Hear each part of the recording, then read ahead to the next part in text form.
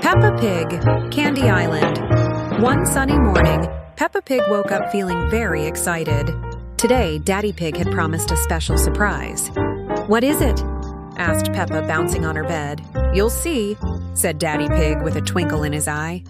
At breakfast, Mummy Pig brought out a big map.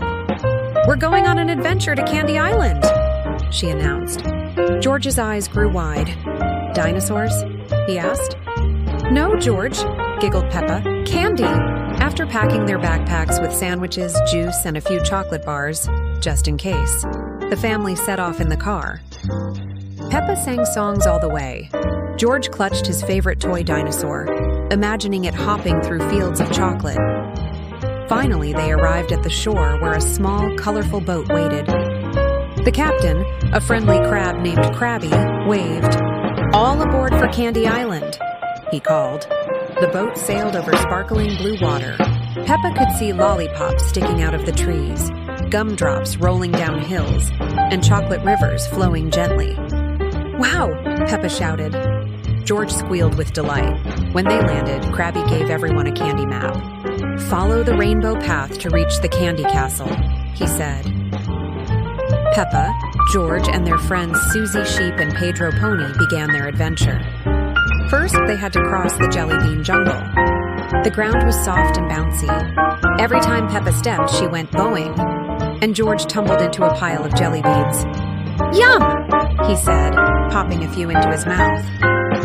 Next, they reached the chocolate river. There was a candy boat waiting, shaped like a giant marshmallow. Peppa rowed carefully while George held a chocolate paddle. They laughed as they floated along, watching caramel waterfalls sparkle in the sun. Suddenly, a sprinkle storm began. Tiny rainbow sprinkles fell from the sky. Peppa and George ran around catching them with their mouths. Suzy Sheep's dress was covered in sprinkles, and Pedro Pony laughed so hard he snorted candy out of his nose. Finally, they reached the candy castle. It was made of gingerbread walls, icing towers, and candy cane flags. Princess Lolly, the castle's ruler, greeted them. "Welcome to Candy Island.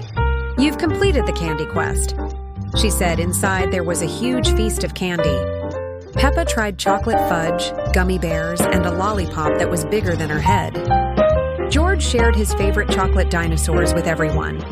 As the sun began to set, Peppa and her family said goodbye to Princess Lolly. They sailed home, tired but very happy. "Candy Island is the best adventure ever," Peppa said. George nodded, hugging his dinosaur. And from that day on, whenever Peppa dreamed, she imagined bouncing on jelly beans, rowing chocolate rivers, and catching rainbow sprinkles on Candy Island.